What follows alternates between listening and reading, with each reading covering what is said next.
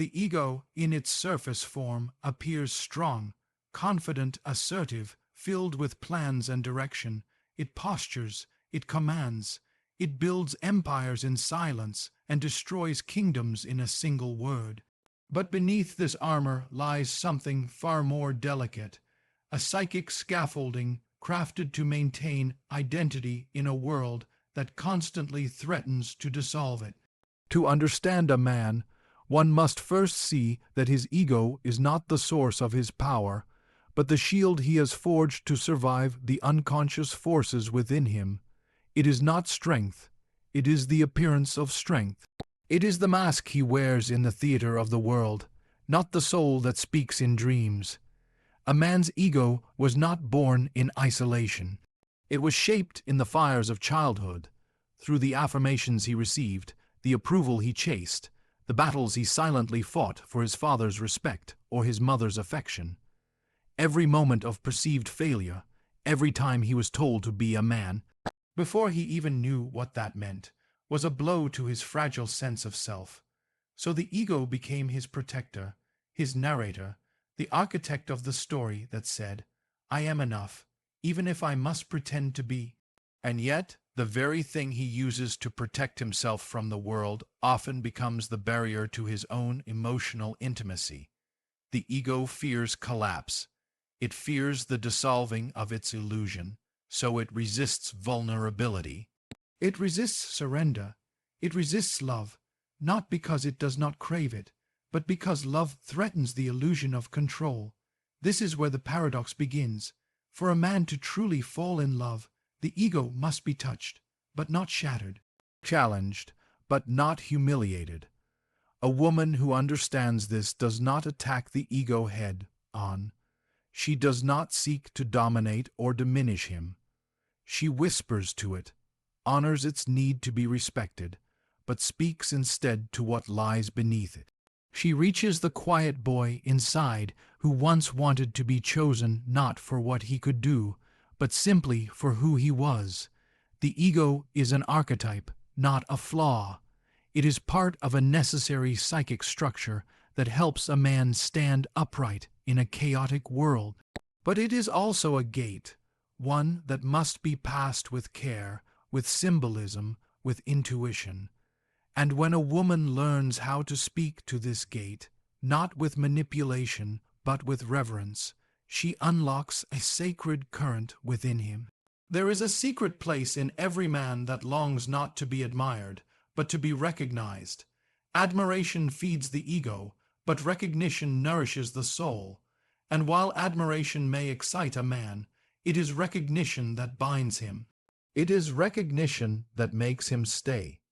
To recognize a man is not merely to compliment his achievements, his status, or his outward image. That kind of validation is superficial, and the ego already expects it.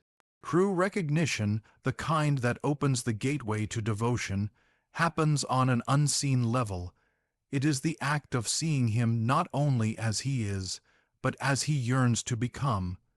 In every man lies a tension between who he believes he must be and who he secretly hopes he can be. He carries within him a quiet longing to be seen for that potential self, the self that often feels too fragile to reveal, too sacred to announce, too complex to explain. When a woman sees that man, the one behind the mask, something ancient stirs in him. Something almost holy. This is not about flattery. Flattery belongs to the surface. Recognition is different. It is spiritual. It is when a woman says with her presence, "I see your struggle, and I do not turn away. I see your doubt, and I do not judge. I see your depth, and I am not afraid." She becomes, in that moment, not just a partner, but a witness, one who beholds the becoming of his inner world. A man may command a room, earn titles, or project authority, but if he is never truly seen, he remains lonely, even in love. When he feels that someone recognizes not his performance but his essence, something inside of him relaxes. The warrior lowers his sword, the king removes his crown, and the boy who once feared invisibility finally comes out of hiding. Recognition is the psychic balm to a man's existential ache. It is the answer to the silent question he has always carried. Am I enough beyond what I provide? Am I lovable not just for my strength, but for my softness? When a woman touches this place, without exploiting it, she awakens in him a desire not just to possess, but to protect, not just to be loved, but to love fully, because the one who truly sees him becomes, in his psyche, sacred. This recognition does not chain him, it liberates him. It invites him into a form of relationship that feels like destiny, not duty. He no longer sees the woman as someone beside him, but as someone within the architecture of his emotional life. Her presence begins to echo inside his decisions. She becomes the internal voice that reminds him of who he is when the world forgets. There exists in the feminine a mirror, not of glass, but of soul, a reflective presence that does not merely echo back a man's words or gestures, but reveals to him dimensions of himself that he cannot see alone. She is the mirror of his unconscious, and what she reflects is not his appearance, but his archetype. A woman, when rooted in her intuitive nature, carries within her a kind of psychic moonlight. She does not illuminate with force like the sun, but with subtlety. She reflects what is already within him, his hidden longings, his unspoken fears, his forgotten dreams. In her presence, a man begins to feel, not perform, not calculate, but feel. And in that space, something transformative begins. This is not the mirror of ego, where he seeks confirmation of his power. It is the mirror of essence, where he is shown his depth.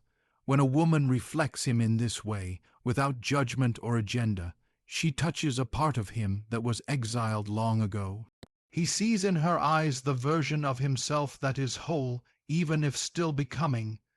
And in seeing that reflection, he begins to trust that this version is real, is reachable, is already forming. This is why a woman's energy is not merely received, it is interpreted. Her silence speaks, her gaze reveals. Her way of being communicates volumes more than words ever could. She is the mirror that shows him not what he wants to see, but what he needs to see, and she does so not through confrontation, but through presence. In myth, the feminine often appears as the enchantress, the oracle, the sacred feminine guide, not because she holds external power, but because she holds internal clarity. She does not command, she reflects. She is the one who sits at the edge of the forest, where the conscious and unconscious meet, where the ego dissolves just enough for the soul to speak. For a man to fall madly in love, he must sense that the woman before him is not merely reacting to his personality, but communing with something deeper, something timeless within him. In this way, love is no longer a negotiation of roles. It becomes a revelation of soul. Her reflection becomes his compass. He begins to navigate life not through competition, but through connection, not through strategy, but through surrender.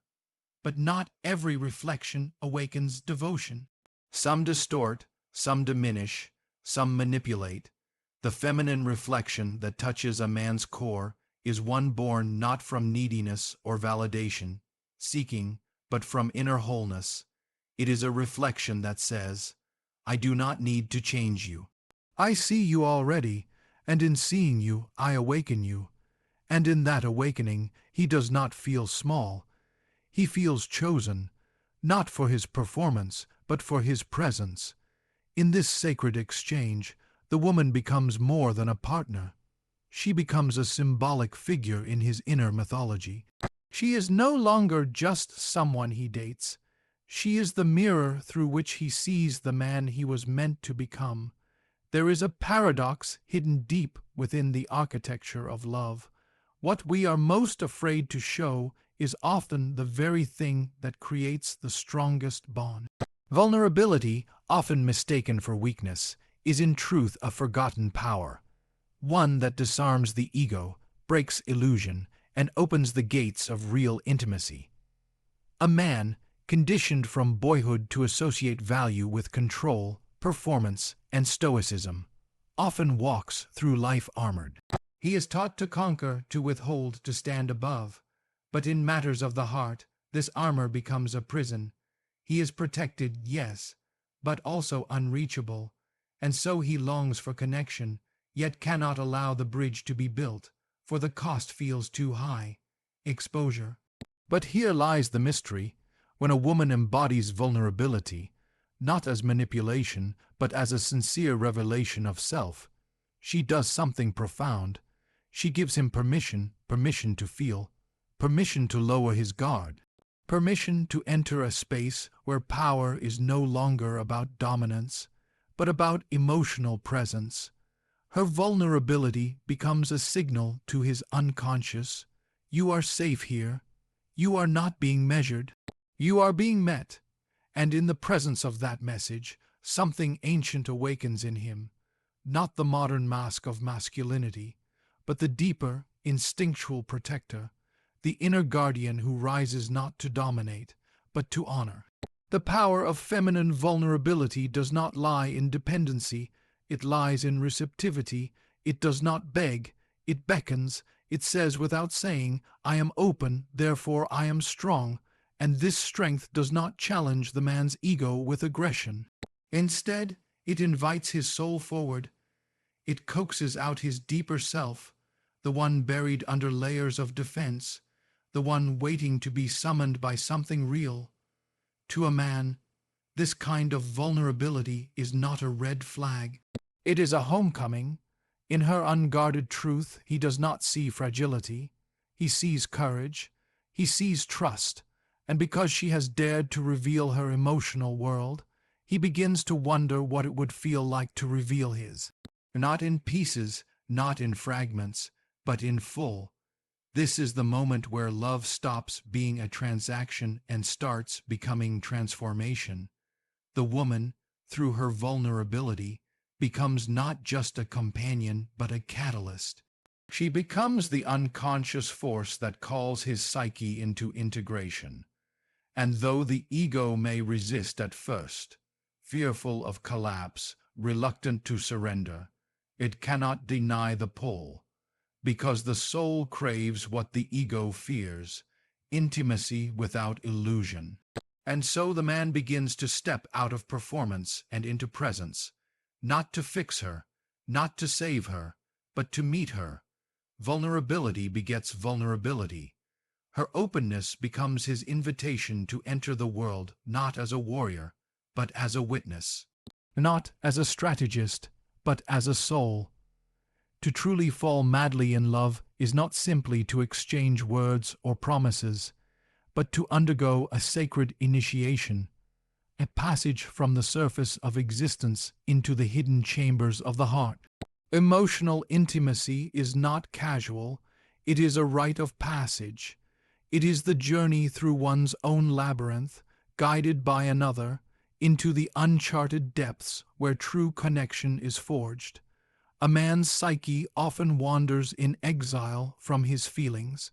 He is taught to separate himself from them, to hide them behind walls of reason, humor, or distraction. But love demands something different. It demands presence, a willingness to be led not just through what is known and comfortable, but through the shadowy corridors of vulnerability, fear, and longing. The woman who awakens this initiation becomes a priestess at the gates of his inner world. She does not force entry, but offers the key of trust, an invitation to descend into the realm where ego dissolves and the soul begins to speak. This initiation is not a gentle stroll, it is a profound confrontation with himself, reflected in her patience, her listening, and her unwavering acceptance.